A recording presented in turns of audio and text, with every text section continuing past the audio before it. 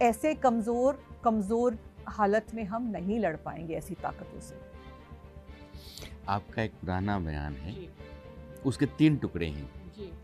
आपने कहा कि बिहार चुनाव में हम्म, जो ज़मीन से कटे हुए नेता हैं, हम्म, वो हार के लिए ज़िम्मेदार हैं। हम्म, यानी कि पार्टी में बड़े फैसले या निर्णायक जो फैसले हैं, वो ज़मीन से कटे हुए नेता कर रहे हैं, पहली बात। दूसरी बात आपने ये कही कि राहुल गांधी गलत सलाहकारों से घिरे हुए हैं।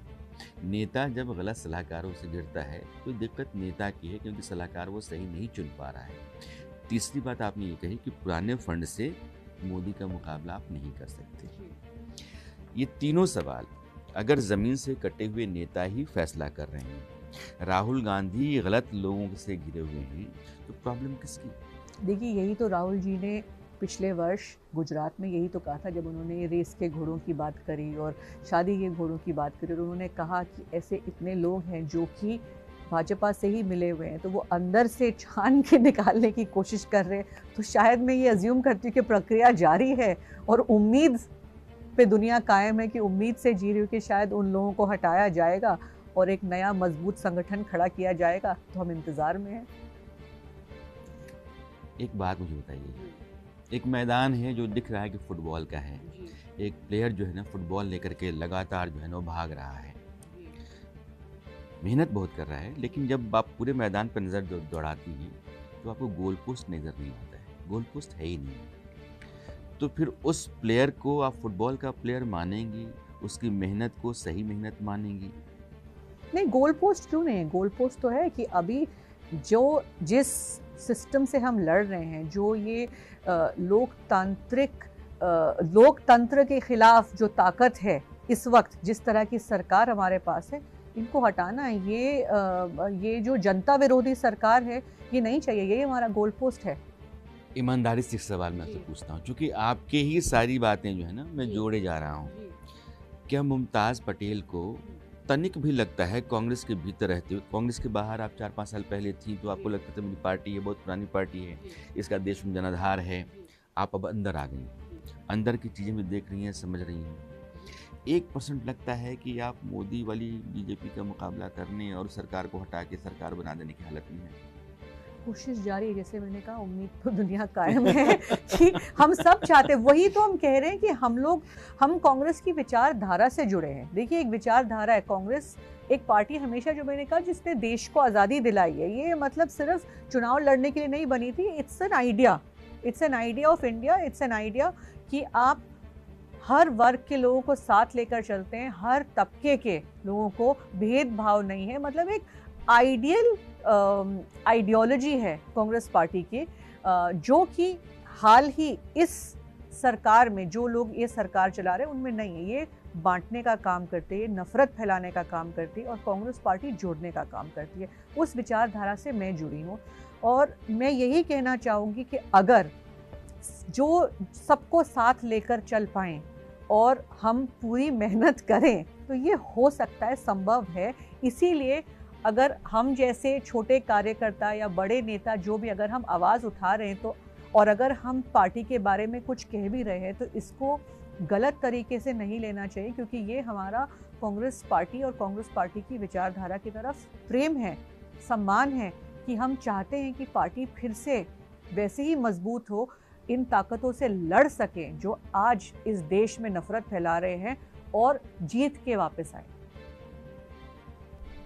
इसीलिए हम आवाज़ उठा रहे हैं। ये मैं फिर कहना चाहूँगी कि आज कोई बगावत नहीं है, आज कोई किसी के खिलाफ आवाज़ नहीं है। ये जो आवाज़ उठ रही है हम सबकी, ये पार्टी को मजबूत करने के लिए उठ रही है। छोटी सी बात मैं पूछ रहा जी। हूँ, मैं मुमताज़ की इस बात को 100% सही मान लेता हूँ कि हिंदुस्तान के लिए जो सही आइडियोलॉजी है, कांग्रेस उसी को लेकर चल रही है। मेरा मानना है ये, आप शायद ना भी माने। मैंने कहा कि बिल्कुल, जी। मुमताज़ मान रही हैं, जी। तो मैं मुमताज़ की राय को मान लेता हूँ जी। कि वो 100% सही आइडियोलॉजी है।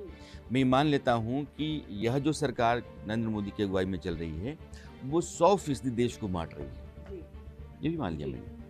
हिंदुस्तान को आज की तारीख में कांग्रेस पार्टी और कांग्रेस पार्टी की आइडियोलॉजी की सख्त ज़रूरत है। जब हम चुनाव में उतरते हैं, तो जो देश की जनता है वो कहती है कि नहीं, आप जरा इधर जाइए, ये जिनको आप कहते हैं कि बांटेंगे, ये विष बोएंगे, काटेंगे, यही मेरी पसंद है। इसका मतलब ये है ना कि भरोसा आप पर नहीं है। जी, मानती हूँ मैं इस बात को। मैं तो इस बात आइडियोलॉजी किस बात की?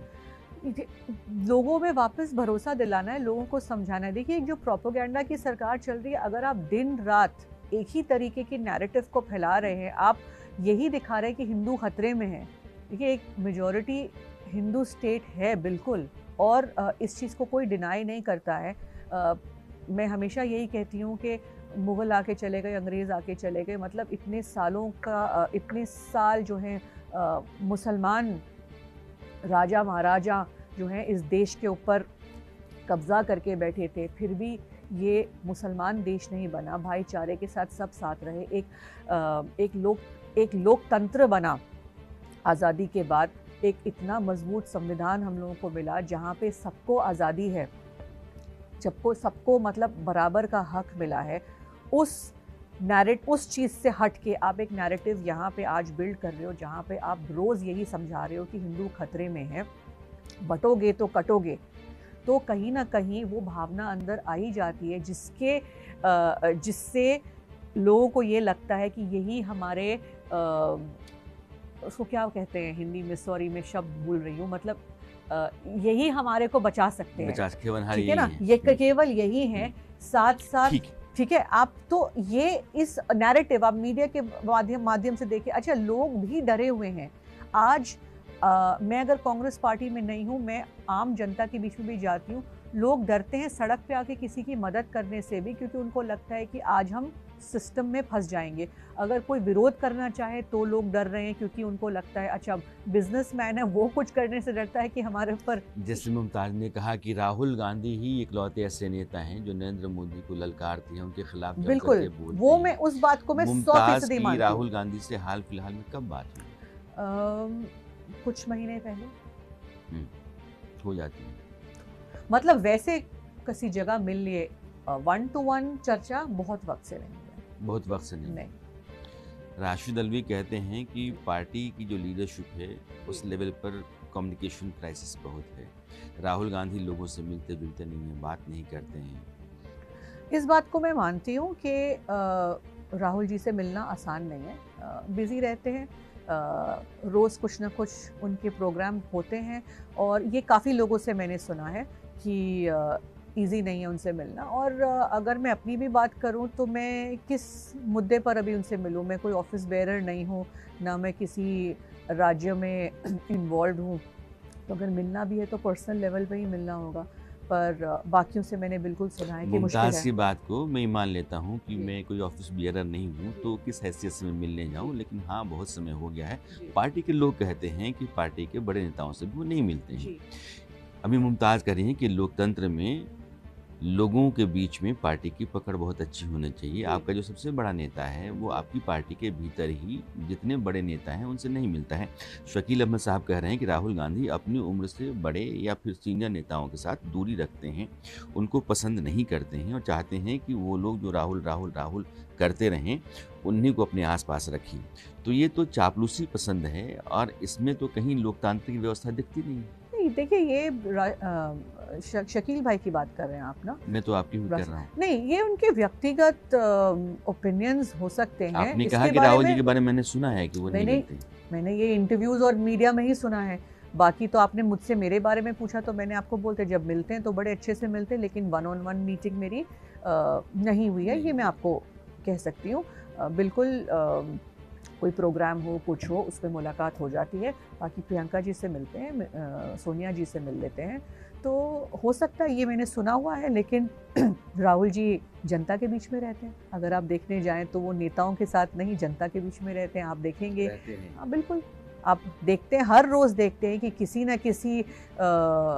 ना किसी ग्रुप ऑफ पीपल, चाहे आप अगर आप बात कर लें कि आप रेस्टोरेंट्स वाले हो गए या फिर कूली हो गए, या तो फिर मतलब हर ग्रुप ऑफ पीपल ये किसी ना किसी मिलते हैं तो उनकी समस्या समझते रहते हैं, तो शायद वो उसमें ही मसरूफ़ हैं। बहुत अच्छा लग रहा है आपसे बात करना।